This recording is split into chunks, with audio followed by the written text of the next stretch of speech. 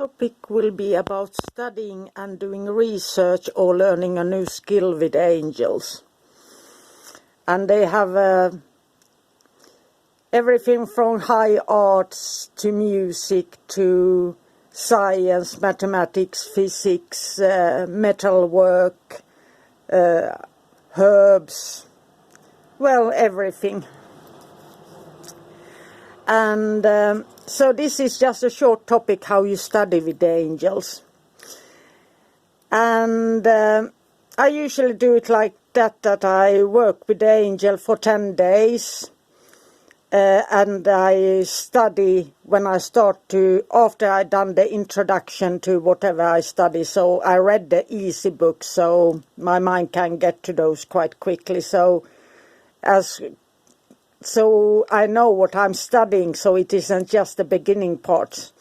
And then I start to do the rituals and connecting to learn from the angels. And then they teach you how to broaden the questions. So often in a book they ask a question in a specific way, but you learn how to make about 8 to 9 different questions of your own to answering the same question. So you think from very many different perspectives. And you also learn to see multiple variations, how this can be solved or how you can come to this conclusion. And you will be quick to notice patterns. And you quickly learn what the writer has for pattern, and then you can see what other writer has written about the same topic, as I always compare books, since you are quick to pick up patterns in how they write and think. So you learn to know how they think as well. And that is the good thing when I study philosophy, that I can start to think like the philosopher in a way, since how they always thought and what they thought first and second and so on. And then you have, like in Ars Notoria, you have techniques for memory, and that is like modern mind mapping and so on. And I will show some images. And reading between the lines. And that means that you can really think see what is missing in the text. And that's when the input comes in, that, like in the grimoire, you have certain passages that are missing, and suddenly you realize I must fill it with that, and you reach out and, like in that case, go to the common daily prayers or whatever have you, or whatever prayer rituals or rituals from whatever faith, and you start to fill that up in the gaps so you get that flow throughout. And then you start to learn to look up answers from various sources. So let's say you study music, and suddenly you go up to the history section in the library, and you just randomly pick up a dictionary about history, and suddenly there is something in that history books that jolts your memory and gives you inspiration. And or it might be a text that is referring to a technique or practice or something that has been forgotten. That might also happen. And your gut feeling will guide you. And you will learn quicker. And you learn how to think outside the box. And here's the tricky part, especially in the beginning. Different spirits or angels give different answers. And that is that they deepen your understanding and the structure of science, etc., very clearly. So suddenly you might think of how did science come about, and you know that they put these and these, all these steps are necessary to prove something.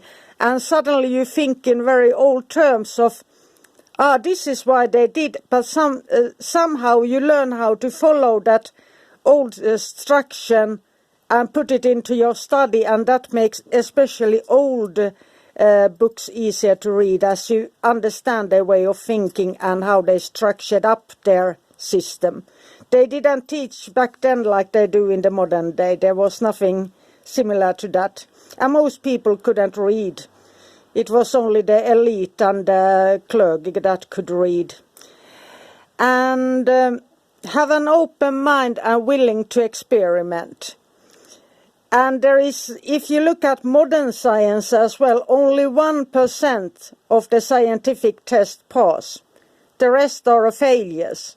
So to get one success, you must fail 99 times in a laboratory. And that is the true of scientifics. And I approach magic like a scientific as well. So that's why I experiment and try out things. And sometimes you live in a country that doesn't have all the things that they might have in more in Central Europe or so on, or in America, and you learn to use your own things and get the same results but with different things. So you must experiment there. And ask for deepening your understanding of the Bible. This is as an example. And you get so many layers, seeing the depths of wisdom. And that goes, so I can read a passage, and I did it for a try once, I did it for 21 years. I had a specific passage that I read once in a year, and I understood it differently every time. So that is how it broadens. So you learn that one thing that speaks to you in the Bible when you are sad, then when you read the same passage when you are angry, it means something else, and you learn to really think for yourself and trust in yourself and how you understand things. And when you are in love, the Bible sings for you and so on, and it gives everything. So you read through your own emotions and what you learned, and then you apply that to your reading the Bible, and not a scholar who is good at memorizing things. You do it yourself.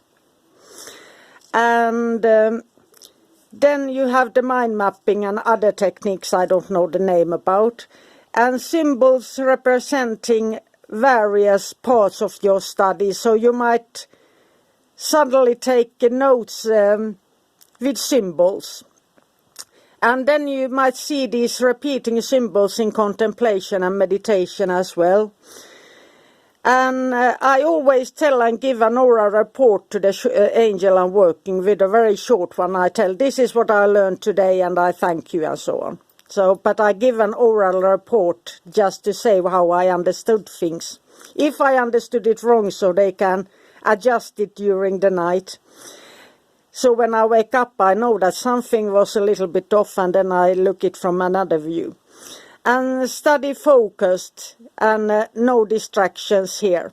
And have an extra notebook while studying. I always have an extra notebook beside me, where I just jot down the ideas or flashes or pictures that come when I read and study, that comes through. Or if you practice music or working with metal or whatever that is you are studying, you might have these flashes as well. And for me especially, it will be that parts of text will light up certain passages. So let's say that this word, there would be words here that appear in different colors suddenly.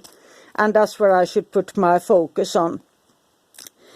And many people, you might hear a phrase or words, or you might feel a sense or a taste in your mouth, or knowing that this is the right thing, or you might taste something good in your mouth and you know that you're on the right track.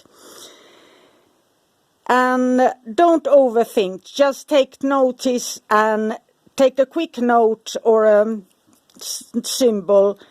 And after study, read notes, and then you just let it sit and walk away. And at night, just before bedtime, walk through it in the memory, through the lesson or what you studied that day, along with the notes, and just go through your memory. You don't read it. And then you say thank you. I always say thank you when I enter the bed. I thank the angels for the day, and then I just say thank you for that I learned this today, and that's it. And that's just my quick bedtime ritual that I always say thank you before I go to sleep. And that's no less a banishing ritual or anything like that. That is just my way of saying thank you. And you can ask for a short term, let's say that you ask for a study companion of an angelical kind for 10 days, or 3 months, 7 months and so on.